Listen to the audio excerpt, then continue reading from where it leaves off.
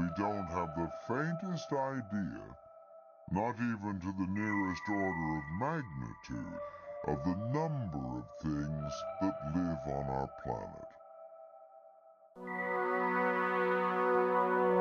Estimates range from 3 million to 200 million. More extraordinary still, according to a report in The Economist, as much as 97% of the world's plant and animal species may still await discovery. Of the organisms that we do know about, more than 99 in 100 are only sketchily described. A scientific name, a handful of specimens in a museum, and a few scraps of description in scientific journals is how Wilson describes the state of our knowledge. In The Diversity of Life, he estimated the number of known species of all types, plants, insects, microbes, algae, everything, at 1.4 million, but added that that was just a guess.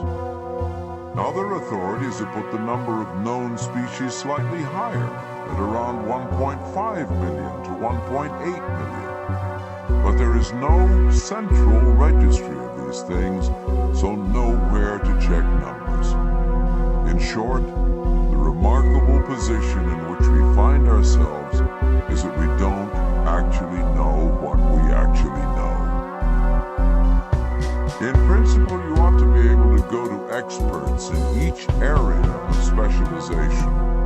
Ask how many species there are in their fields, then add the totals. Many people have in fact done so. The problem is that seldom do any two come up with matching figures. Some sources put the number of known types of fungi at 70,000, others at 100,000, nearly half as many again. You can find confident assertions that the number of described earthworm species is 4,000, and equally confident assertions that the figure is 12,000. For insects, the numbers run from 750,000 to 950,000 species. These are, you understand, supposedly the known number of species. For plants, the commonly accepted numbers range from 248,000 to 265,000. That may not seem too vast a discrepancy, but it's more than 20 times the number of flowering plants in the whole of North America. Putting things in order is not the easiest of tasks. In the early 1960s, Colin Groves of the Australian National University began a systematic survey of the 250-plus known species of primate.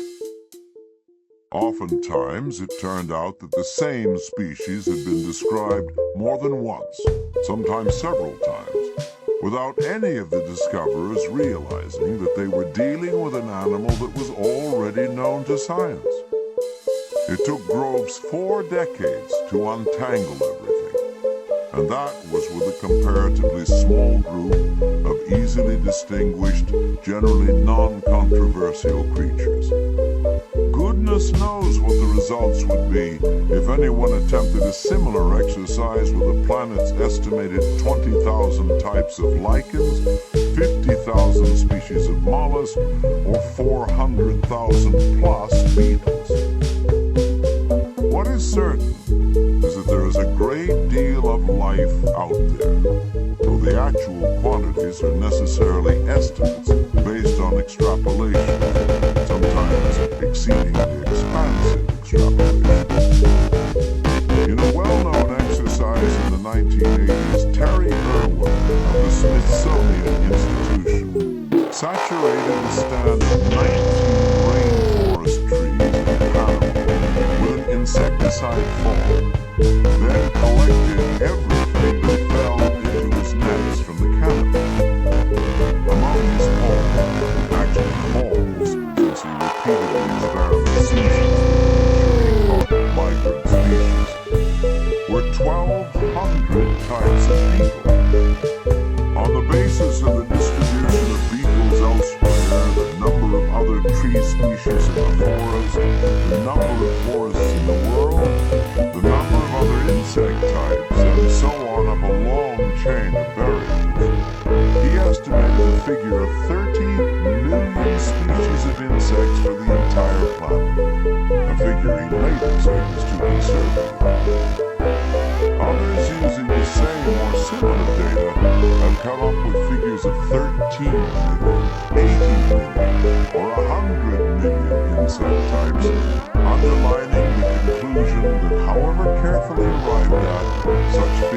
inevitable, or at least as much to supposition as to science.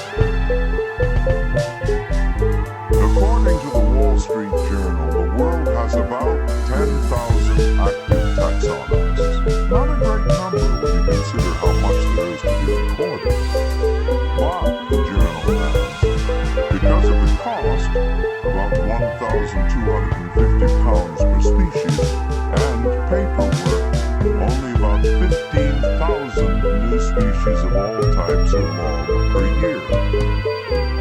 It's not a biodiversity crisis, it's a taxonomist crisis, barks Cullen Mays, Belgian-born head of invertebrates at the Kenyan National Museum in Nairobi, whom I met briefly on a visit to the country in the autumn of 2002. There were no specialized taxonomists in the whole of Africa, he told me. There was one in the Ivory Coast, but I think he has retired, he said.